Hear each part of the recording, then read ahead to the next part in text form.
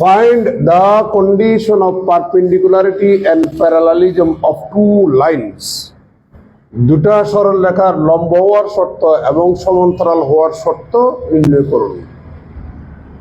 আমরা মনে করে নিচ্ছি থিটা ওই দুটা সরল রেখার মধ্যবর্তী যদি অ্যাঙ্গেল হয়, তাহলে ওই থিটা বের করার ফর্মুলা হচ্ছে cos theta equal to L1 L2 plus M1 M2 plus N1 N2। উল্লেখ্য, ওই দুটা সরল রেখার ডাইরেকশন কোসাইন হচ্ছে L1 M1 N1 L2 M2 N2। এই ফর্মুলাটা আমরা গত ক্লাসে প্রমাণ করে দিয়েছিলাম। আমি আপনাদেরকে সবসময় বলতাম, যার কন্ডিশন বের করবেন তাকে মনে করে নিবেন আমি এখন পারপেন্ডিকুলার হওয়ার শর্ত বের করতে যাচ্ছি, তাহলে আমরা মনে করে নেব ওই দুটা সরল রেখা perpendicular. Let the lines be perpendicular। আমরা মনে করে নিচ্ছি ওই দুটা সরল রেখা লম্ব। যদি ওই দুটা সরল রেখা লম্ব হয়, নিঃসন্দেহে তাদের মধ্যবর্তী অ্যাঙ্গেলটা 90 ডিগ্রি হবে। আমরা এখন সেই থিটার ভ্যালুটা 1 নম্বরে বসিয়ে দেব। cos pi divided by 2 equal to L1 L2 plus M1 M2 plus N1 N2। আপনারা জানেন cos pi by 2 সমান হচ্ছে 0, তাহলে L1 L2 plus M1 M2 plus N1 N2 equal to 0। এটা হচ্ছে আমাদের, যদি দুটা সরল রেখার direction কোসাইন্স L1 M1 N1 L2 M2 N2 যদি হয়, তাহলে ওই দুটা সরল রেখার লম্ব হওয়ার শর্ত হচ্ছে L1 L2 plus M1 M2 plus N1 N2 equal to 0। এটা হচ্ছে লম্ব হওয়ার শর্ত।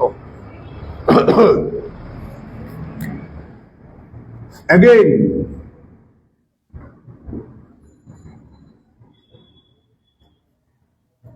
we have cos theta equal to A1 A2 plus B1 B2 plus C1 C2 divided by root over A1 square plus B1 square plus C1 square into root over A2 square plus B2 square plus C2 square। আমি আপনাদেরকে গত ক্লাসে প্রমাণ করে দিয়েছিলাম দুটা সরল রেখার ডাইরেকশন রেশিওস যদি A1 B1 C1 A2 B2 C2 যদি হয়, ওই দুটা সরল রেখার মধ্যবর্তী অ্যাঙ্গেল থিটা বের করার ফর্মুলা হচ্ছে A1 A2 plus B1 B2 plus C1 C2 divided by root over A1 square plus B1 square plus C1 square into root over A2 square plus B2 square plus C2 square। গত ক্লাসে প্রমাণ করে দিয়েছিলাম। তাহলে এটাকে যদি আমরা 2 নম্বর দিই, আপনি সেই থিটার মান পাই বাই 2টা 2 নম্বরে যদি বসাই দেন, তাহলে cos pi divided by 2 equal to A1 A2 plus B1 B2 plus C1 C2 divided by root over A1 square plus B1 square plus C1 square into root over A2 square plus B2 square plus C2 square। আপনারা সবাই জানেন cos pi by 2 সমান হচ্ছে 0, তাহলে 0 equal to A1 A2 plus B1 B2 plus C1 C2 divided by root over A1 square plus B1 square plus C1 square root over A2 square plus B2 square plus C2 square। আড়াআড়ি গুণ করুন, তাহলে পাবেন A1 A2 plus B1 B2 plus C1 C2 equal to 0। তার মানে দুটা সরল রেখার direction ratios A1 B1 C1 এবং A2 B2 C2 যদি হয়, ওই দুটা সরল রেখার লম্ব হওয়ার শর্ত হচ্ছে A1 A2 plus B1 B2 plus C1 C2। দেখুন, এটা একটা সরল রেখা, এটা একটা সরল রেখা। এই সরল রেখাটার ডাইরেকশন কোসাইন্স মনে করেন L1 M1 N1। এই সরল রেখাটার ডাইরেকশন কোসাইন্স মনে করেন L2 M2 N2। দুটা সরল রেখার ডাইরেকশন কোসাইন যদি আপনার জানা থাকে, ওই দুটা সরল রেখার লম্ব হওয়ার শর্ত হচ্ছে L1 L2 plus M1 M2 plus N1 N2 equal to কত বলেন 0। আর এই সরল রেখার ডাইরেকশন রেশিওস যদি A1 B1 C1, এই সরল রেখাটার ডাইরেকশন রেশিওস যদি A2 B2 C2 যদি হয়, ওই দুটা সরল রেখার লম্ব হওয়ার শর্ত হচ্ছে এই যে দেখেন A1 A2 B1 B2 C1 C2 equal to কত বলেন 0। কারো কোনো আপত্তি আছে? এটা হচ্ছে লম্ব হওয়ার শর্ত। কয়টা? দুইটা। একটা হচ্ছে যদি ডাইরেকশন কোসাইন জানা থাকে তাহলে এটা হচ্ছে শর্ত, আর ডাইরেকশন রেশিও যদি জানা থাকে এটা হচ্ছে শর্ত। এখন প্যারালাল হওয়ার শর্ত প্রমাণ করব, এটা তুলে নিন।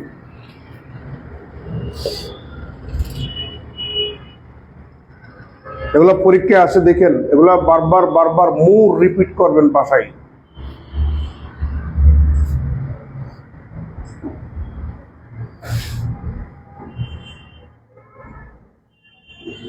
ঠিক আছে?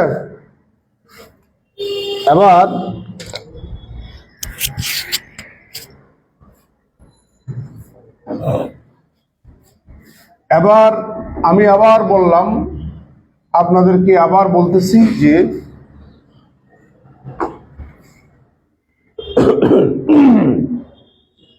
শর্ত নির্ণয়ের সময় আপনি যার শর্ত বের করবেন তাকে মনে করে নেবেন আমরা ওই দুটা সরল রেখা প্যারালাল বা সমান্তরাল হওয়ার শর্ত আমরা বের করব। তাহলে ধরে নেব ওই দুটা সরল রেখা প্যারালাল,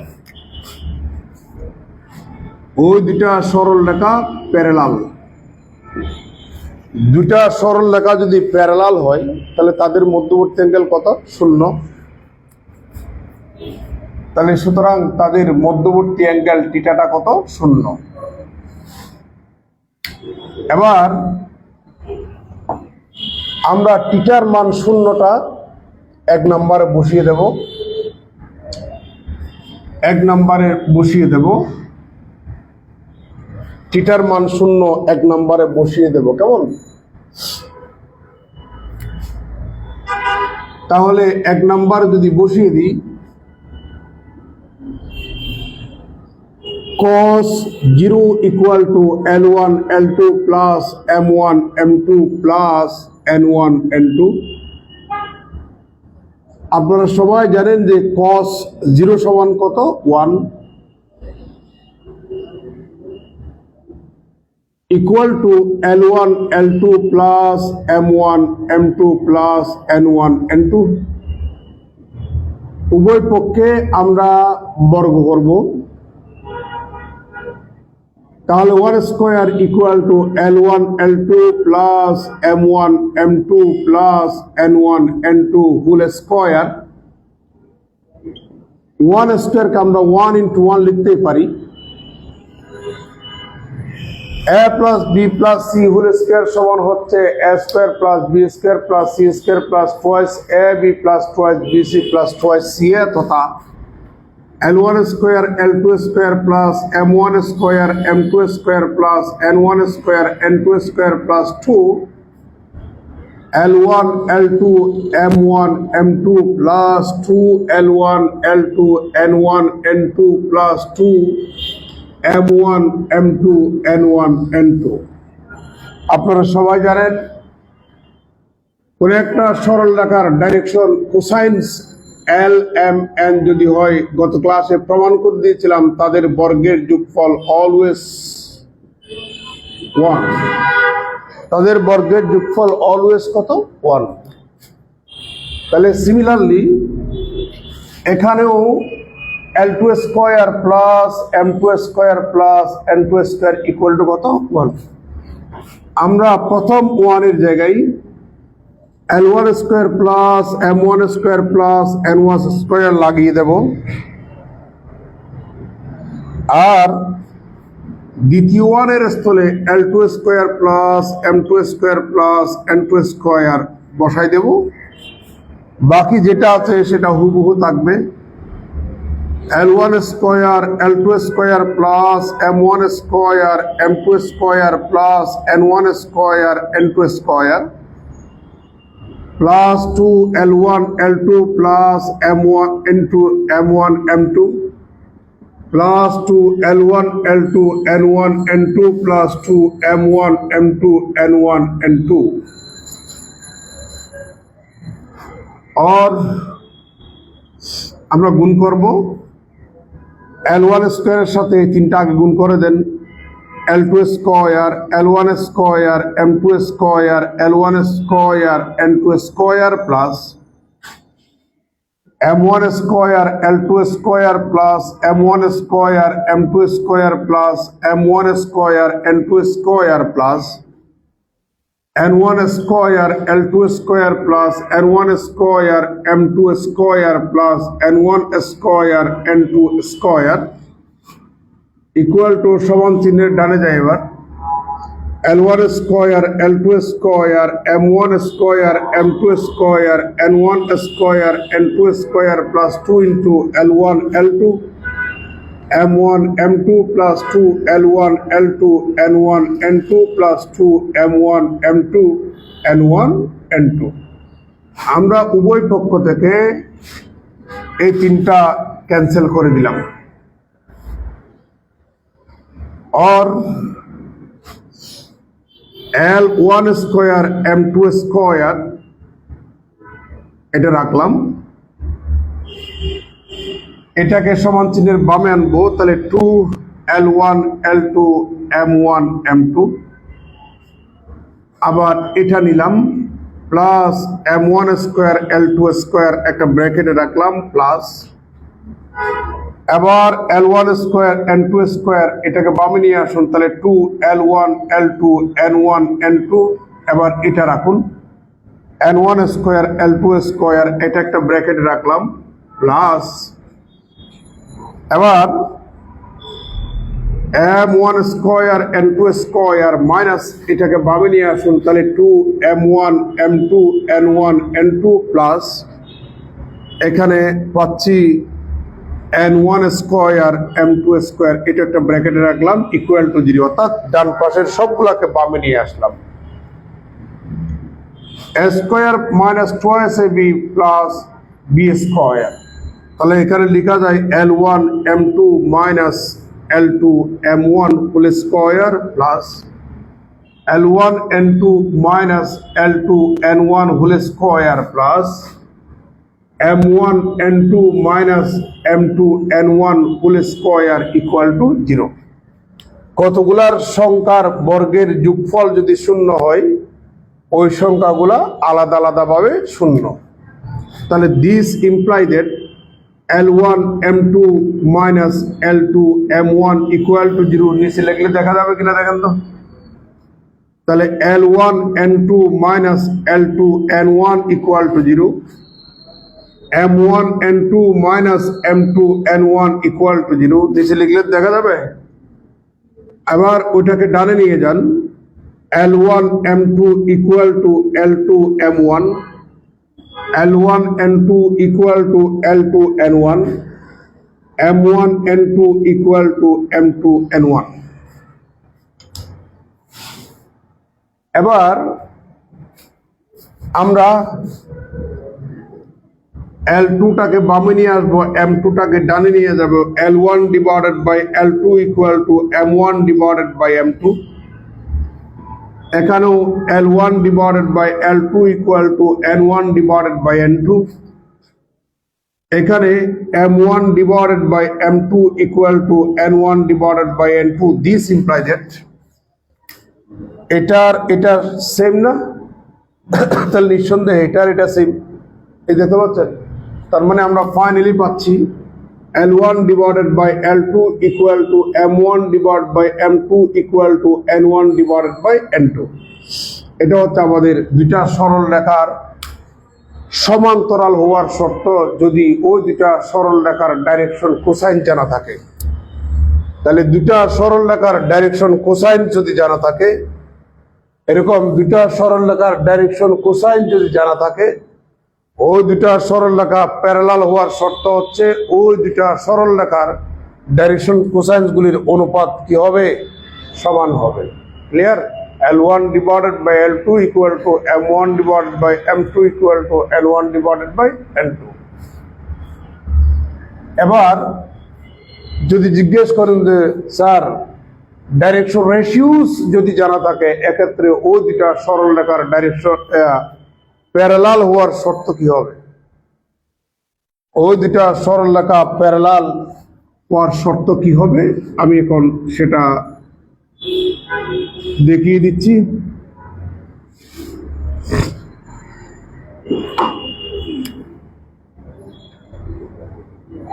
অ্যাগেইন আচ্ছা, L1 কে আমরা A1 divided by root over A1 square plus B1 square plus C1 square লিখতে পারি? কথা বলেন। L2 কে আমরা A2 divided by root over A2 square plus B2 square plus C2 square লিখতে পারি?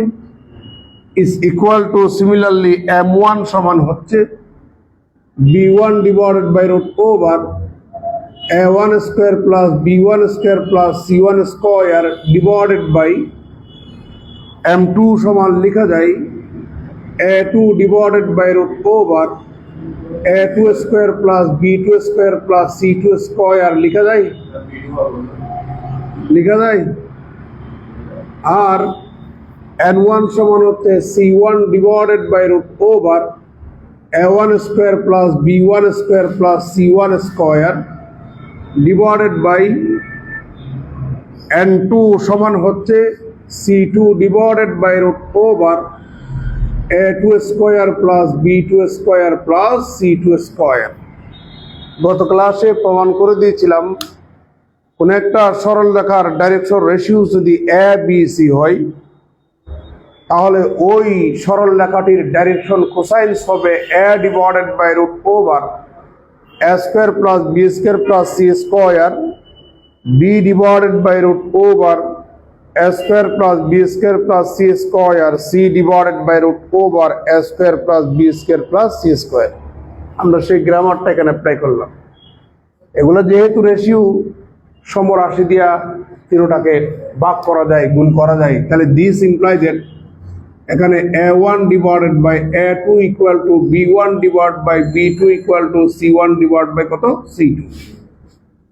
বুঝতে পারছেন? আমরা তিন পক্ষকে এটা এটা এটা এটা এটা এটা দিয়া ভাগ করতে পারবো।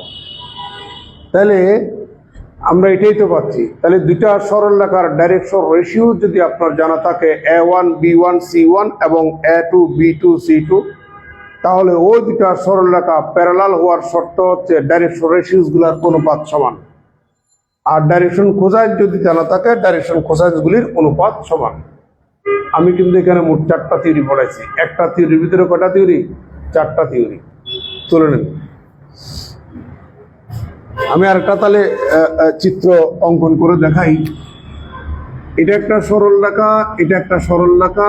এই সরলরেখাটার ডাইরেকশন কোসাইন যদি L1 M1 N1, এই সরলরেখাটার ডাইরেকশন কোসাইন যদি L2 M2 N2 হয়, ওই দুটা সরলরেখা প্যারালাল হওয়ার শর্ত হচ্ছে A1 divided by A2 equal to M1 divided by M2 equal to N1 divided by N2। আর এই সরলরেখাটার ডাইরেকশন রেশিও যদি A1 B1 C1, এই সরলরেখাটার ডাইরেকশন রেশিও যদি A2 B2 C2 হয়, ওই দুটা সরলরেখা প্যারালাল হওয়ার শর্ত হচ্ছে A1 divided by A2 equal to B1 divided by B2 equal to C1 divided by C2। তুলে নেন।